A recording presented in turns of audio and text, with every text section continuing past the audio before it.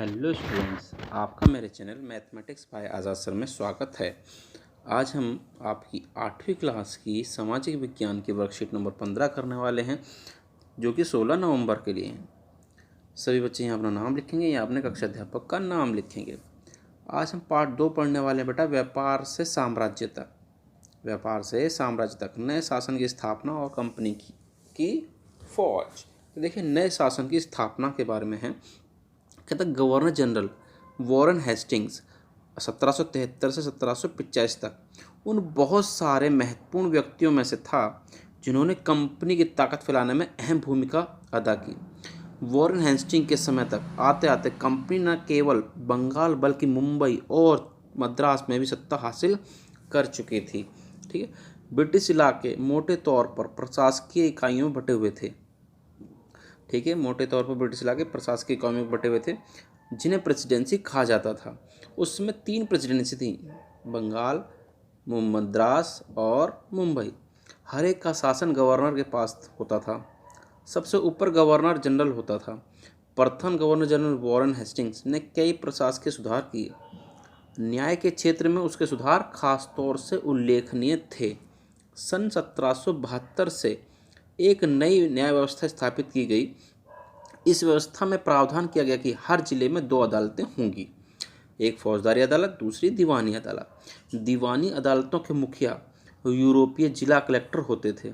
मौलवी और हिंदू पंडित उनके लिए भारतीय कानून की व्याख्या करते थे। फौजदारी अदालतें अभी भी काजी और मुफ्ती के ही अंतर्गत थीं, लेकिन वे भी कलेक्टर की निगरानी में काम करते थे। हिंदू कानूनों में समरूपता लाने के लिए 1775 में 11 पंडितों को भारतीय कानून का एक संकलन तैयार करने का काम, एक संहिता सौंपा गया था। N.B. हॉलहेड ने संकलन का अंग्रेजी में अनुवाद किया। 1778 तक यूरोपीय न्यायाधीशों के लिए मुस्लिम कानूनों की भी एक संहिता तैयार कर ली गई। 1773 के रेगुलेटरी एक्ट के तहत एक नए सर्वोच्च न्यायालय की स्थापना की गई।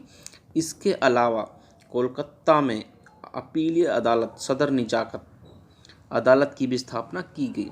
भारतीय जिले में कलेक्टर सबसे बड़ा ओहदा होता था, जैसा कि नाम से ही पता चलता है, कलेक्टर। ठीक है, उसका मुख्य काम लगान और कर इकट्ठा करना तथा न्यायाधीशों, पुलिस अधिकारियों व दरोगा की सहायता से जिले में कानून बनाए रखना होता था। ठीक है, कलेक्टर का कार्य कानून व्यवस्था बनाए रखना और कर इकट्ठा करना होता था। उसका कार्यालय कलेक्टर सत्ता संरक्षण का नया केंद्र बन गया, जिसने पुराने सत्ता केंद्रों को हाशिए पर ढकेल दिया। ठीक है, कंपनी की फौज कहता अंग्रेज अपनी शासन सेना को सिपाही आर्मी कहते थे या सिपोय आर्मी।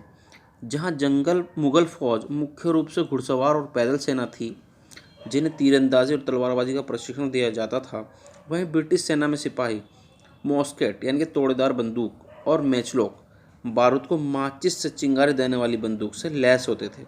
दोनों फौजों के बीच मुख्यतः ये अंतर थे। तो बेटा अंतर देखिए, दोनों फौजों के बीच में क्या अंतर थे, मुगल फौज और कंपनी फौज। बेटा ये क्वेश्चन पूछा जा सकता है आपसे, आपको अच्छे से आना चाहिए। ठीक है, तो देखते हैं क्या है पहला क्वेश्चन, मुगल फौज और कंपनी फौज में अंतर। मुगल फौज में देखिए कितना मुख्य रूप से सवार यानी कि प्रशिक्षित घुड़सवार और पैदल सैनिक होते थे। इसमें ज़्यादा सैनिक पैदल ही होते थे, इसमें घुड़सवार पे नहीं होते थे। सवारों का दबदबा, पैदल सैनिक कम। सवारों का क्या होता था, दबदबा होता था। सैनिक जो बहुत पैदल सैनिक बहुत कम होते थे मुगल फौज के अंदर, जबकि इसके अंदर सवारों की कम संख्या, पैदल सैनिक अधिक। यहाँ पे पैदल ज़्यादा होते थे और घोड़ों पर कम होते थे।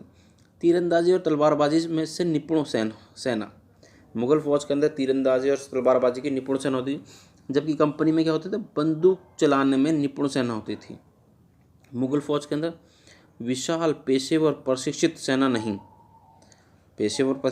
होती थी। आवश्यकता पड़ने पर ग्रामीण स्वतंत्र किसान भी सैनिक बन जाते थे मुगल फौज के अंदर, जबकि कंपनी में सिपाहियों को यूरोपीय ढंग का अभ्यास और अनुशासन, पेशेवर और प्रशिक्षित सेना होती थी एकदम जी। ठीक है, कहता है अनुशासित और पेशेवर सिपाहियों की सेना खड़ी करने के चक्कर में अंग्रेज कई बार जाति और समुदाय की भावनाओं को नज़रअंदाज कर देते थे।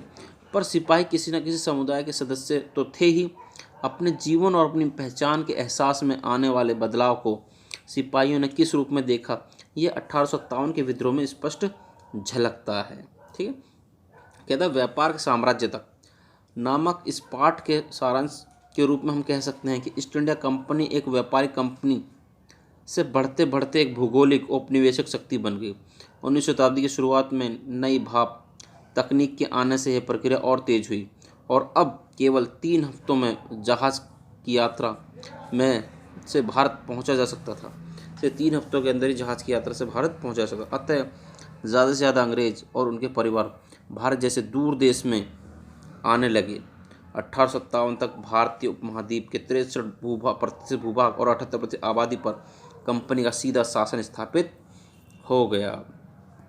कहता देश के शेष भाग और आबादी पर कंपनी का अप्रत्यक्ष प्रभाव था। इस प्रकार व्यवहारिक स्तर पर ईस्ट इंडिया कंपनी इस पूरे भारत को अपने नियंत्रण में ले चुकी थी। ठीक है जी, तो ये हमने पढ़ लिया बेटा चैप्टर। अब हम पढ़ते हैं इसके क्वेश्चन आंसर। कहता है प्रेसिडेंसी का क्या अर्थ था? 3 प्रेसिडेंसी कौन कौन सी थी बताइए। तो देखिए बेटा इसका आंसर क्या है। प्रेसिडेंसी का अर्थ बेटा ये पहले का आंसर यहाँ से कहते हैं ब्रिटिश इलाके मोटे तौर पर प्रशासकीय इकाइयों में बटे हुए थे जिन्हें प्रेसिडेंसी कहा जाता था। उस समय 3 प्रेसिडेंसी थी, बंगाल, मद्रास जिसे आप चेन्नई कहते हैं और मुंबई। यहाँ तक आप इसको लिख देंगे तो ये आपका पहले क्वेश्चन का आंसर हो जाएगा बेटा। तो देखते हैं अब इसका क्वेश्चन नंबर 2 क्या कहता है। तो देखिए कहते वॉरेन हेस्टिंग कौन थे, उसने कंपनी की ताकत फैलाने में क्या भूमिका निभाई। तो वॉरेन हेस्टिंग हमने पढ़ लिया था, इन्होंने बहुत ही महत्वपूर्ण भूमिका निभाई थी। प्रशासकीय सुधार सारे के सारे इन्होंने किए थे लगभग। देखते हैं बेटा इसका आंसर क्या देंगे हम।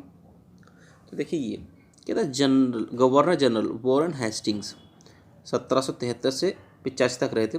उन बहुत सारे महत्वपूर्ण व्यक्तियों में से थे जिन्होंने कंपनी की ताकत फैलाने में अहम भूमिका अदा की थी।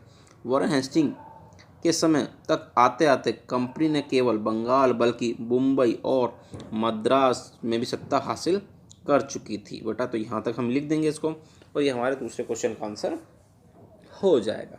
तो देखते हैं बेटा तीसरा क्वेश्चन क्या कहता है। कहता है वॉरेन हेस्टिंग्स के न्याय के क्षेत्र में कौन से मुख्य सुधार किए थे वो आपको बताने। न्याय के क्षेत्र में उन्होंने 2 अदालतें बनाई थी। ठीक है, तो देखते क्या था। कहता है प्रथम, तीसरे क्वेश्चन का आंसर बेटा यहाँ से लिखेंगे। प्रथम गवर्नर जनरल वॉरेन हेस्टिंग ने कई प्रशासकीय सुधार किए। न्याय के क्षेत्र में उसके सुधार खासतौर से उल्लेखनीय थे। कहता है 1772 में से एक नई व्यवस्था स्थापित की गई, न्याय व्यवस्था। इस व्यवस्था में प्रावधान किया गया कि हर जिले में 2 अदालतें होंगी, फौजदारी अदालत और दीवानी अदालत। ठीक है बेटा, यहाँ तक आप लिख देंगे दीवानी अदालत तक। इस तरह से आपका क्वेश्चन नंबर 3 भी कंप्लीट हो जाएगा। अब देखते हैं इसका चौथा क्वेश्चन क्या कहता है बेटा। कहता है कलेक्टर का क्या काम था। कलेक्टर क्या काम था, तो देखते हैं बेटा, इकट्ठा करना था बस। कलेक्टर का मुख्य काम, ये क्वेश्चन नंबर 4 का आंसर हो जाएगा बेटा। यहाँ लिख देंगे कलेक्टर का मुख्य काम लगान और कर इकट्ठा करना तथा न्यायाधीशों, पुलिस अधीक्षकों, अधिकारियों व दरोगा की सहायता से जिले में कानून व्यवस्था बनाए रखना होता था। तो यहाँ तक लिख देंगे बेटा। तो इस तरह से आपका क्वेश्चन नंबर 4 भी कंप्लीट हो जाएगा। अब देखते हैं क्वेश्चन नंबर 5 क्या कहता है। तो कहता है मुगल फौज और कंपनी फौज में कोई 2 अंतर लिखिए। मुगल फौज और कंपनी फौज में अभी हमने अंतर पढ़े थे बेटा कि मुगल फौज और कंपनी फौज में, ये आपका क्वेश्चन नंबर 5 का आंसर हो जाएगा। मुगल फौज और कंपनी फौज, इसमें बेटा 4 अंतर दे रखे हैं आपको, इस 2 अंतर लिख देंगे। मुगल फौज में क्या था, मुख्य रूप से सवार होते थे और पैदल सैनिक होते थे। इसमें क्या होता था, ज़्यादातर पैदल सैनिक ही होते थे।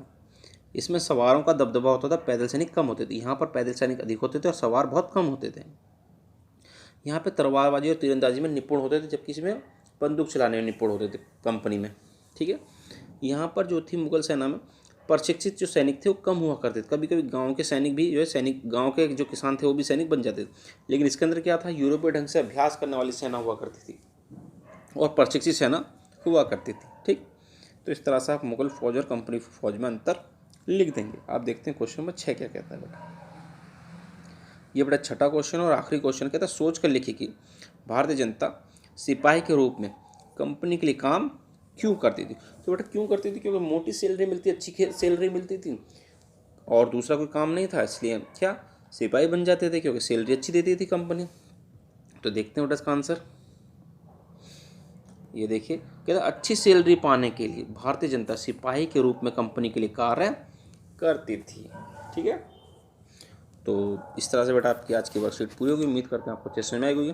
तो वीडियो पसंद आई तो वीडियो को लाइक करना, शेयर करना और कमेंट करना। और अभी तक आपने हमारे चैनल को सब्सक्राइब नहीं किया तो चैनल को सब्सक्राइब जरूर करना। मिलते हैं आपसे अगली वीडियो में।